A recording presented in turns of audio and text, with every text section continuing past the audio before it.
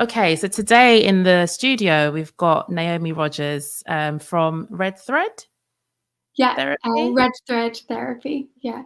Wonderful. And we're so excited at Therawake because you're on our directory for the purpose of you're excellent at what you do.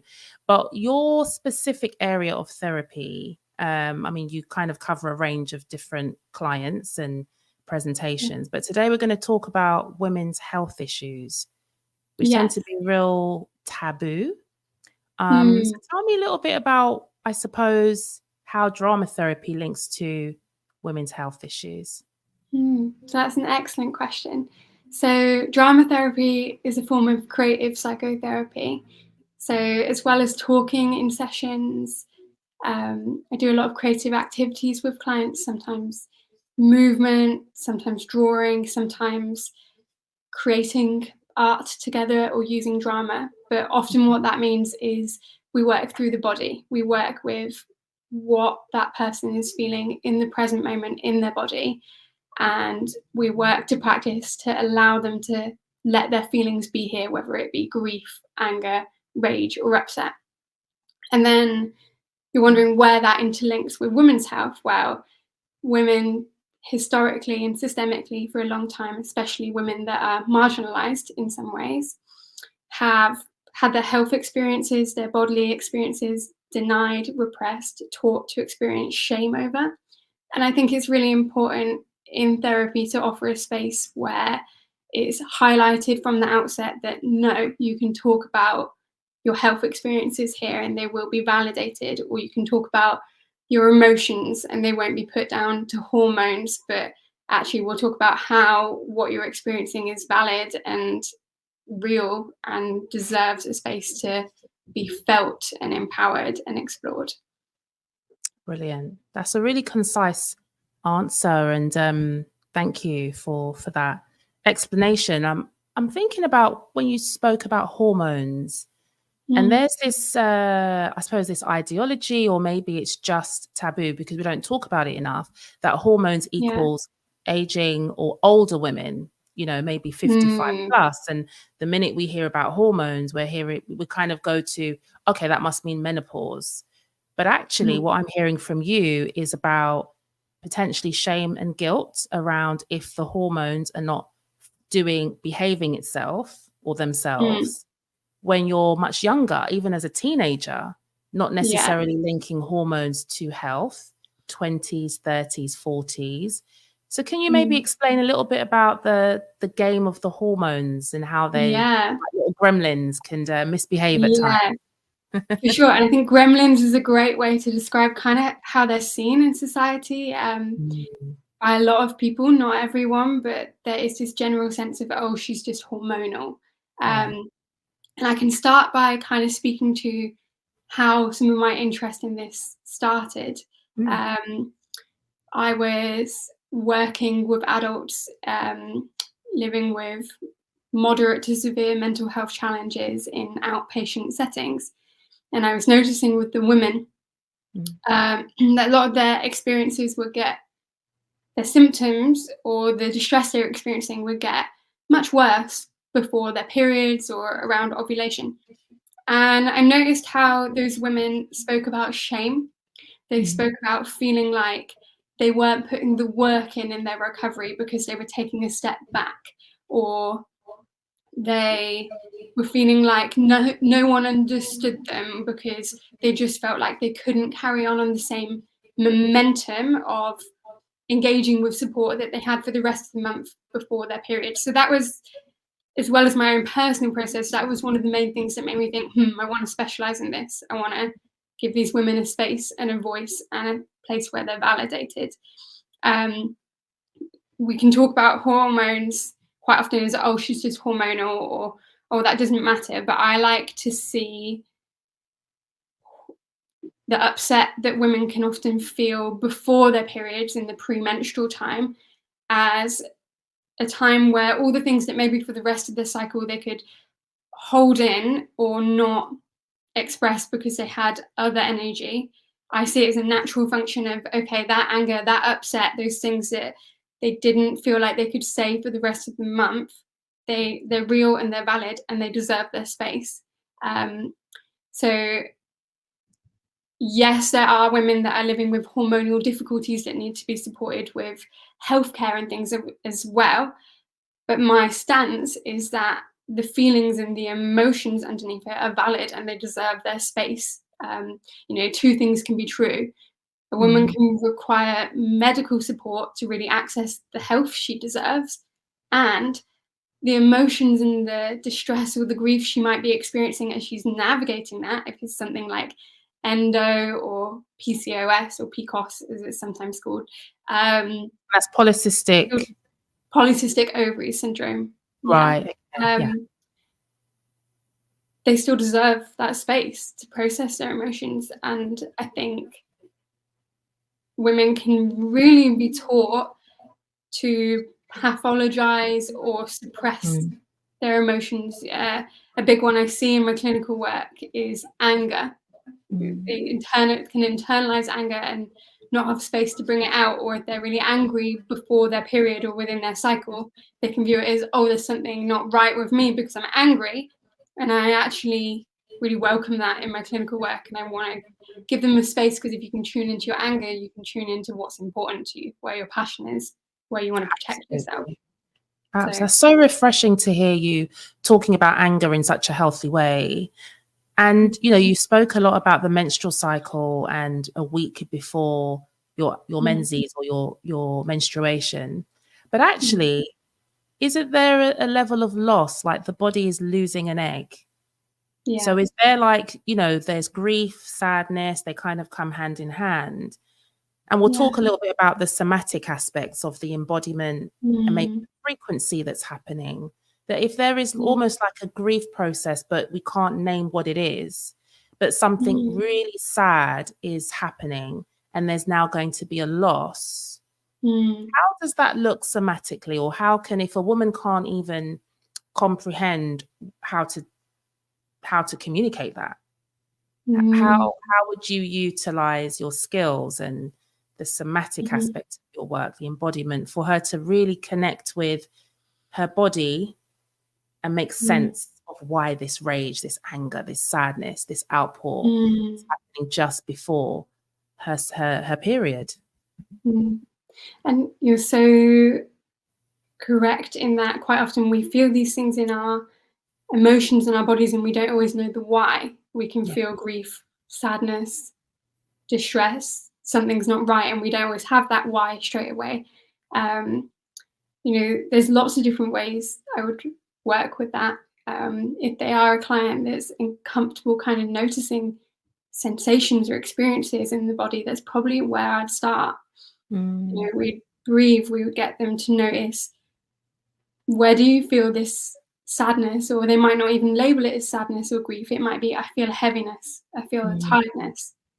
And I might ask them to breathe into that or make a gesture and either speak, see what words are coming. But usually before words come, this is the process of like recognizing what are the sensations, what are the depth, what are the intensity of them, how long have they been there, what does it feel like to carry that in your body, and giving that space and letting that be seen and connected with. And we're not in a rush. That could be one session, even just noticing and allowing it to be there and practicing accepting.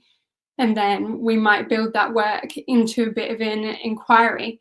Is it the same in every part of your body? Does it have something to say? Does it have a color? Is there memories or imaginations or fantasies that are coming from noticing that sensation in your body? Or we might think relationally, I'm always quite aware of who I am in the room and bringing that into the environment. So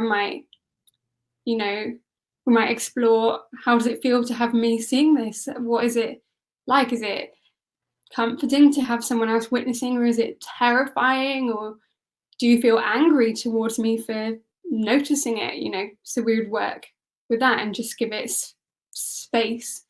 Usually over time, people, quite often, if they don't always know what they feel straight away, it might be something that actually they don't know what they feel because they didn't realize they were allowed to feel that, or for some reason or life experience, they were taught, no, I'm not allowed to feel this. So it gets sort of pushed into their unconscious.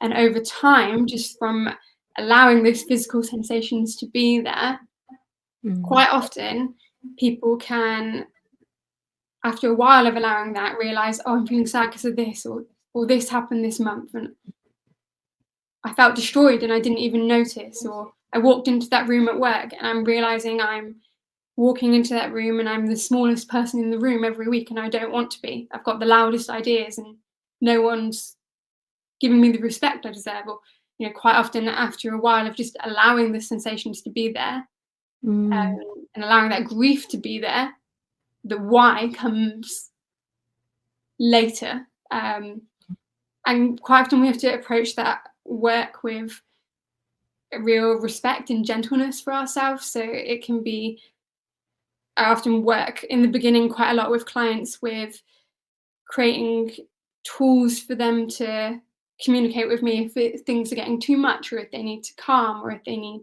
to take a step out, or before we work with really difficult sensations, especially in the body, we'll try and work with sensations that feel, if not good, because not everyone can find good in their body, but neutral. They feel something that feels okay, and exploring that and exploring a sense of being okay in the room they're in with me in sessions, before we dive into sensations that are really uncomfortable. Because quite often we can experience a lot of shame. We've learned not to feel those feelings for a reason, because of our life experiences quite often. And so there's often shame with a function to try and protect us or help us function in this world that is not respecting our bodies or what we need in a lot of areas. Absolutely. So yeah, there's a process of safety making before we even explore the grief quite often. Yeah. No, and I can see you're passionate about this. I can see you light up as you're speaking about it. And I'm thinking about presentations that, whether it's personal, whether it's conversation with friends or family, like female relatives or even clients, of the norm of the menstrual cycle, the normal 28-day cycle that we're told about in our primary schools, right? And, a couple of, I think they say tablespoons of blood a month, and it's, 3 or 4 days, and, it will pass and it's fine. It's just a few days of discomfort. And then I think about, well, actually, there's different presentations. There's absent periods. There's periods that are not cycles that are not 28 days or very unpredictable, or they change.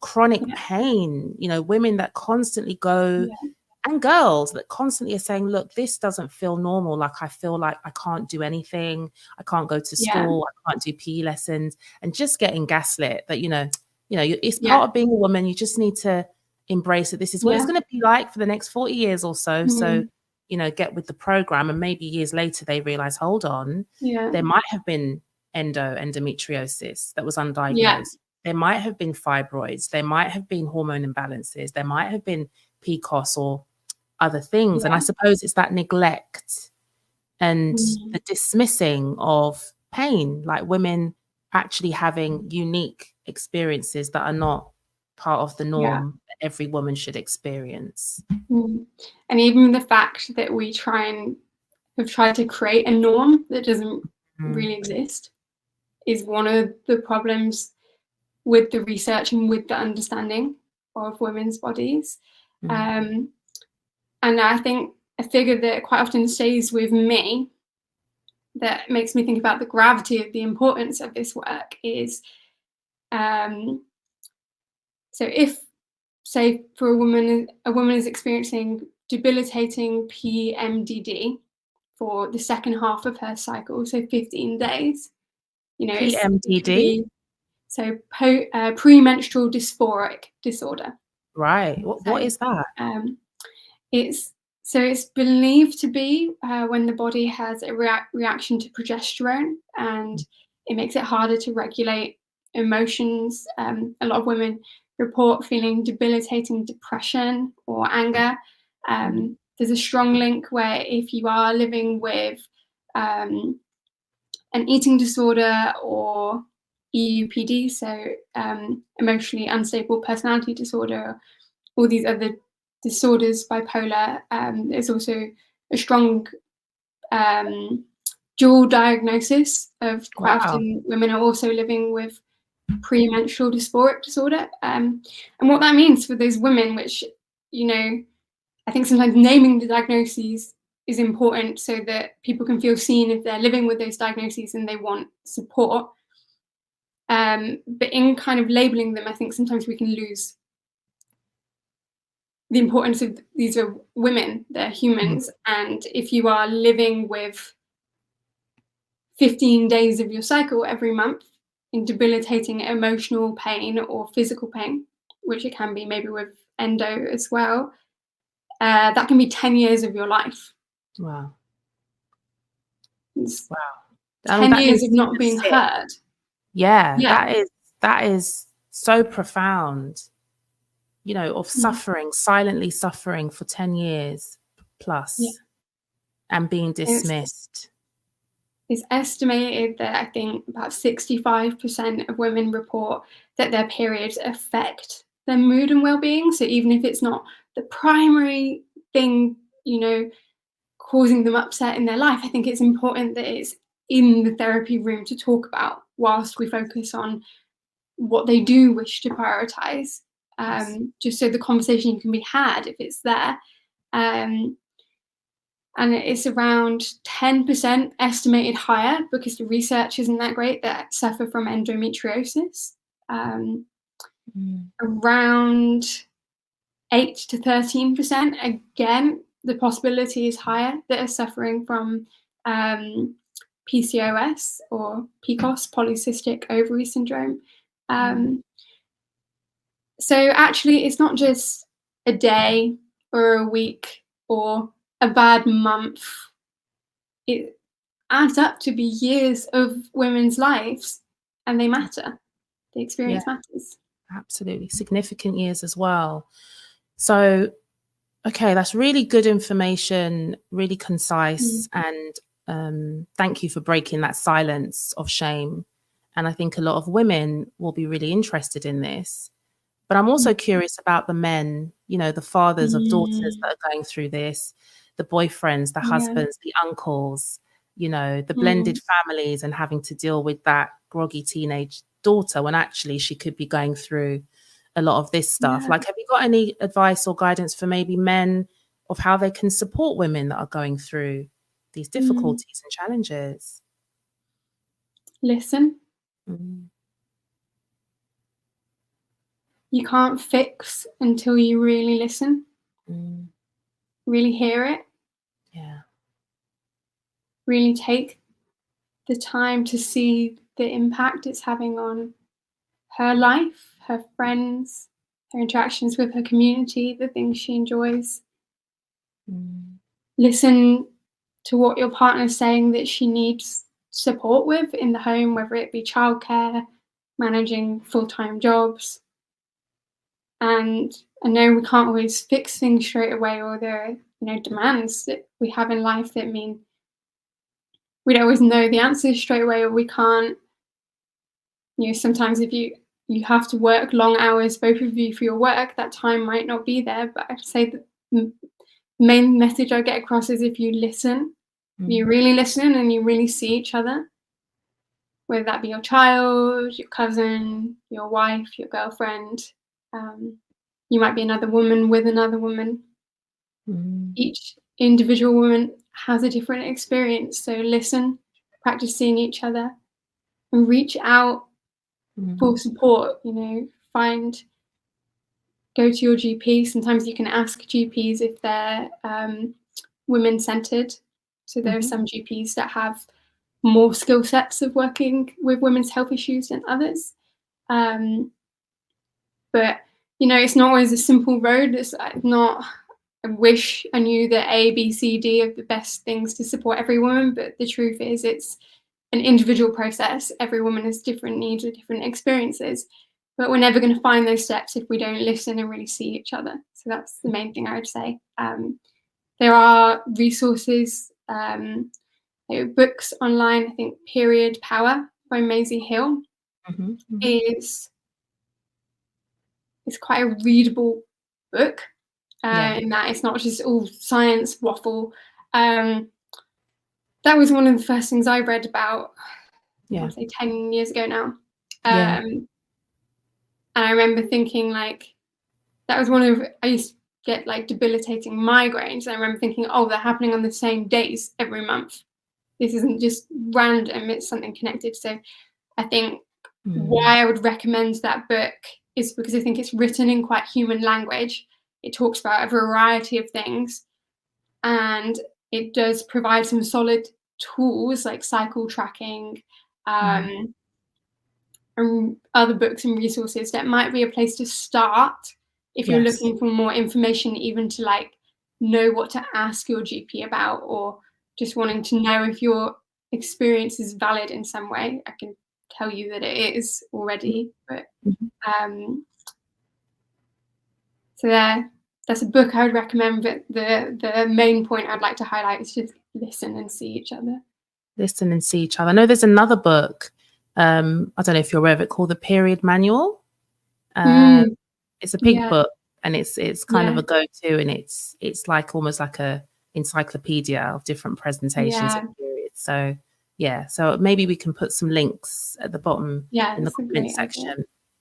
But also, you're a resource, you know.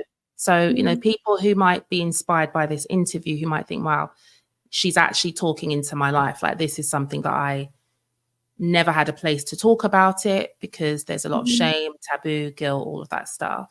How do people get in contact with you if they want to access private therapy or a few sessions? Well, through the Therawake Directory. So click on me on there and send me an email.